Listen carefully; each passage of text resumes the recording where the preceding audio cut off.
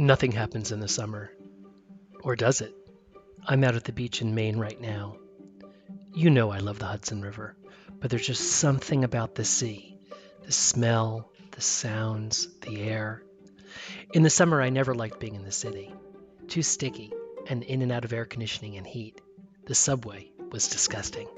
The shade of tall buildings was helpful, but I can get that upstate with trees. Our house is surrounded by tree cover, which helps keep it cool, and has since 1847, when the house was built. Bride and I are in love with Maine, and this is our second summer coming out here along the coast. First we were at charming Bailey Island, an hour north of Portland, and now at the time of recording, we're at Popham Beach, one of the true, few, big sandy beaches in Maine. There's a historic fort, Fort Popham, which was built to protect the shipbuilding town of Bath. City of Ships is its tagline, during the Civil War. At Bailey Island, we had a killer view of the water from our back porch. Our friends Adam and Jen came up at the beginning of the week and joined us for the ice cream social to support the local library. Midweek, we went out on a schooner for a 2-hour sunset cruise. Then at the end of the week, Chris and Greg came over with their dogs, and we sat gripped again by the sunset. Sunset is our favorite thing. With its craggy, crazy geography and hardy, rugged people, Maine is really unique. Here at Popham Beach, we were talking to the manager at Spinney's, a restaurant on the water for lunch, having oysters, lobster rolls, and rosé, of course. Nora sat under the table in the shade. We chat with the manager about the restaurant's reopening, luckily for us the day before we got here, and about Maine, of course, and the Hudson Valley, where we're from. Just west across New Hampshire and Vermont, the Hudson Valley doesn't seem far, but it sounds far here. We learned from her that in Maine, when you're not from here, you're from away. I love that phrasing, from away. Mainers have their own language. There are other phrases, like all stove to hell. The car was so damaged, it was all stove to hell. And tighter than the bark on a tree. A good reminder that this is an outdoors culture.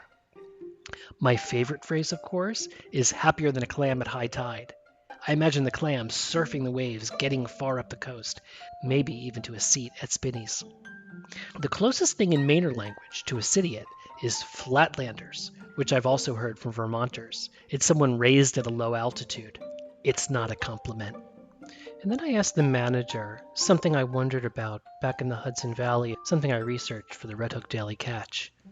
How long before you're a Mainer? Was it 8 or 10 years like in the Hudson Valley, or getting your name on a street sign? Or maybe never? Nope, she said. In Maine, you're either born here or you're from away, even after 50 years. There is an exception, however. You can be from Maine after you, well, save a life. Oh.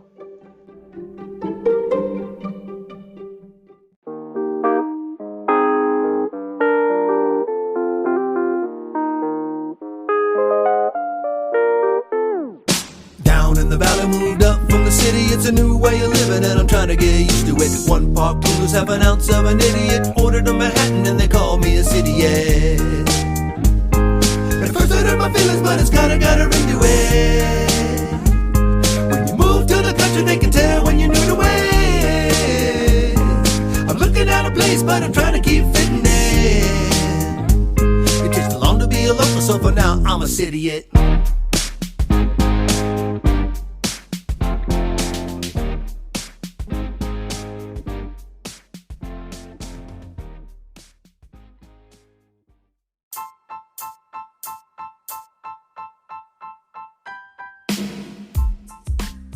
I'm Matt Zucker, and this is Cidiot, learning to live and love life in the Hudson Valley. Or Flatlanders, person from low altitude, trying to fit in. I like the idea that you can be an insider 1 minute and an outsider the next. We drove more than 300 miles in our electric car. Yes, there are chargers along the way, for a 2-week vacation in Maine. Now, when you're away from home, you get nothing done, which is sort of the point. This term Flatlanders is awesome, though.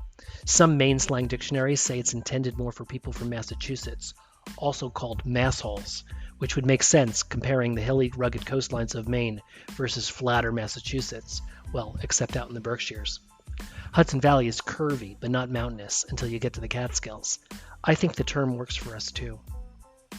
I like the otherness of it. I'm from away. I'm a Flatlander, visiting here, your beautiful state, Maine. Brian has learned to shuck oysters. I've been busy doing nothing. I finished the new David Sedaris book, Happy Go Lucky, and I'm now reading Woods Queer, about two women homesteading in the backwoods of Maine on their own. I'm learning too much about them being busy and productive in the woods, the goat fences they built and electrified multiple times. They do nearly everything themselves too, which of course made me think of that to-do list I started months ago. Remember that?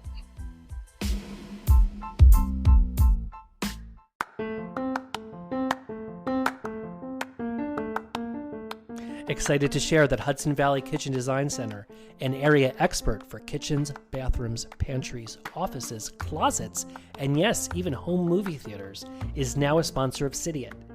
Now, when you've got a room to rethink, refresh, or reimagine, you know who to call.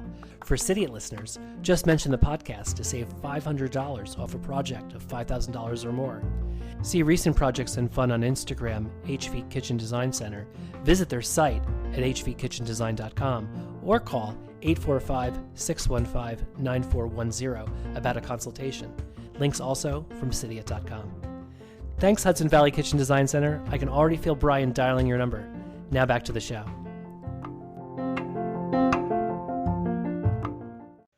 Back in episode 66, I talked about spring to-do lists, including ours, Robinson's at Gregg Farm, and a few from listeners like you. Brian and I have made some progress. The two new structures we had built last year have finally been painted. In country talk, or in the willy wax as Mainers might say, they're called outbuildings. One outbuilding was a little shed we had constructed for the garbage cans to free up space in the garage when we got that second car. It's a cedar wood structure on a supported platform with doors. It's very cute. The second structure is in the back garden, a gardening shed. It's much bigger and can fit all of Ryan's gardening crap, plus extra chairs and other things that we don't have a full basement for. It's the same design in cedar as the other structure, built in a day by these guys who, well, build structures in a day. These two outbuildings stayed unpainted for a year, not because we were lazy, but because we were told it's good to let the wood age. Well, finally, thanks to two guys referred to us by our friend Tom, now they're a handsome gray like the trim on the other buildings and the fence. We had originally planned on doing black like the house, studio, and garage, but then Brian and the guys realized matching the trim would look better and more appropriate to what those structures are.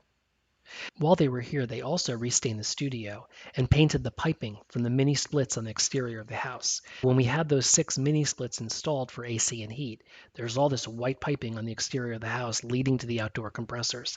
It was kind of ugly when they installed it, but we were told we can paint the piping, so we did. These we did black like the house to blend in versus gray trim, which would stand out and scream, "Hey, look at the mini splits that we put in." I like the guys who did all this work. I brought them coffee, I chatted with them. They started to power wash the back deck when they told Brian, "Hey, could you pay us today?" Brian said, "Sure, but why?"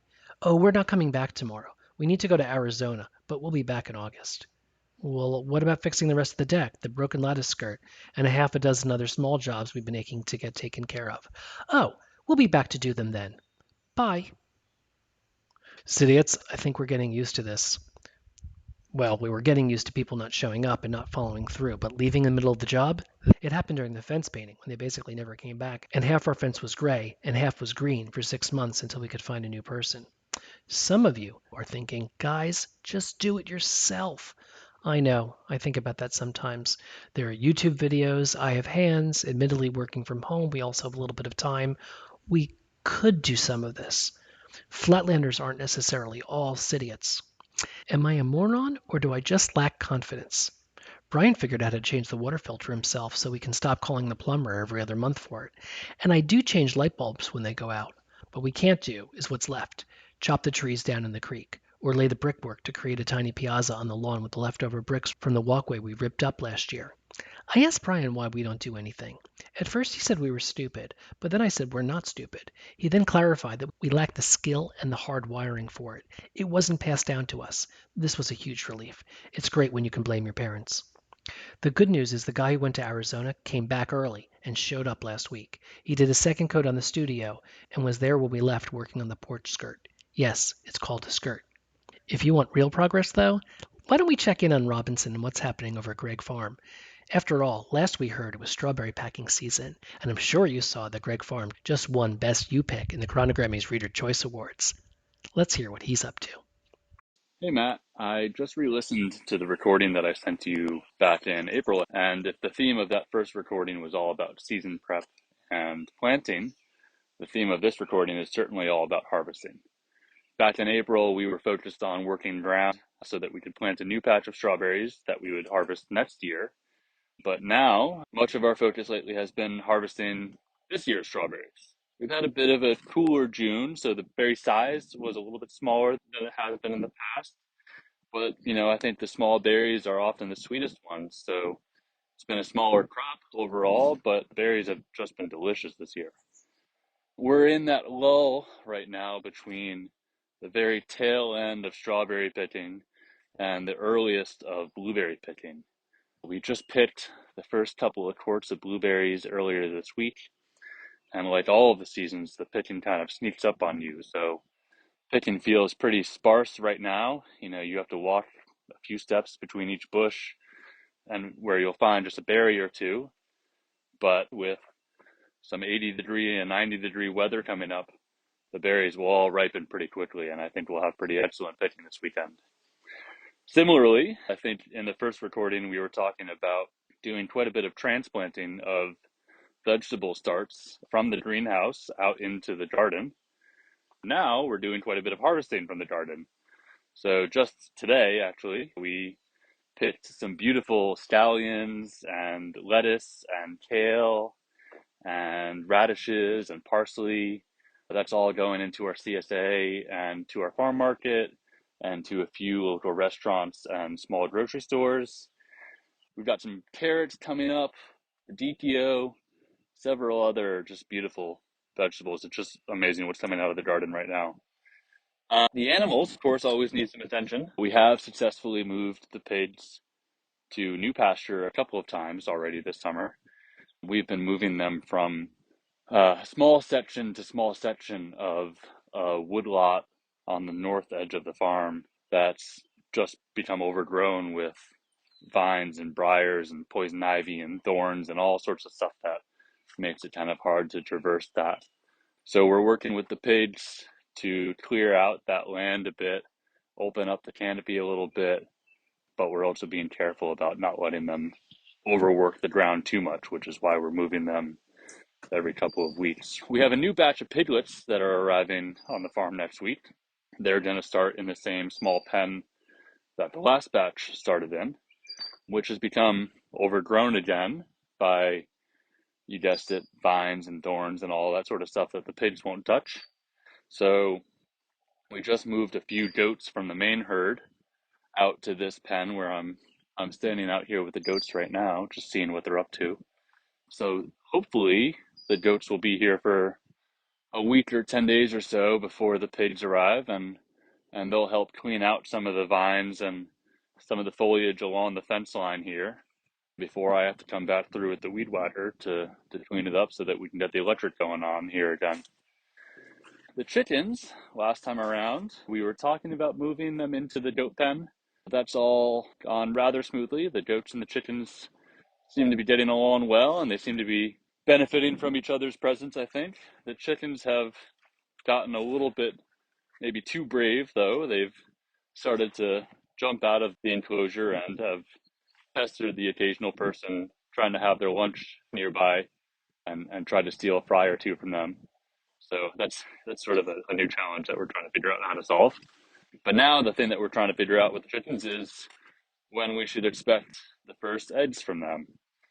I have my money on late July, but I think a few others on the team here seem to think that the chickens will lay their eggs sooner. Of course, we'll just get pullet eggs to start, which are a little bit smaller in size. But I think once we have a steady stream of eggs from those chickens, we may bring breakfast back on the menu at the market, which I know a lot of folks have been asking about. I think that might be it for now, at least until something pops up, which it always tends to happen around here. Anyway, thanks, Matt. Catch you later.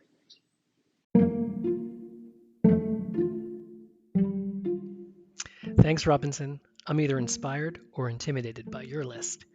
Also on everyone's summer list, though, is enjoyment and culture. If you love art, you won't want to miss the third Upstate Art Weekend, July 22nd to 24th. all across the region. More than 100 exhibitions and projects will be on view. Plus, over 50 artists will open up their studios to the public, which is new in 2022.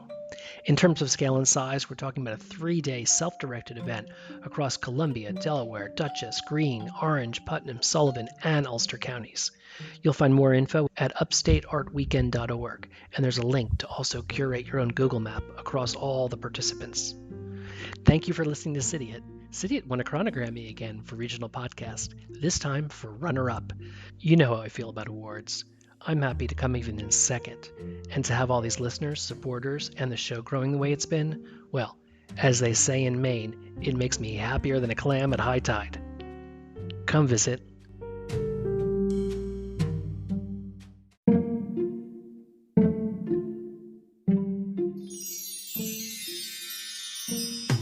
Down in the valley, moved up from the city. It's a new way of living and I'm trying to get used to it. 1 part noodles, half an ounce of an idiot. Ordered a Manhattan and they call me a Cidiot. At first I hurt my feelings, but it's kinda got a ring to it. When you move to the country, they can tell when you're new to it.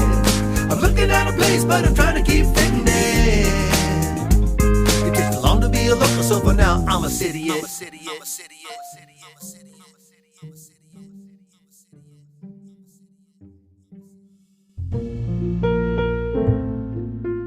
Upstate and chill.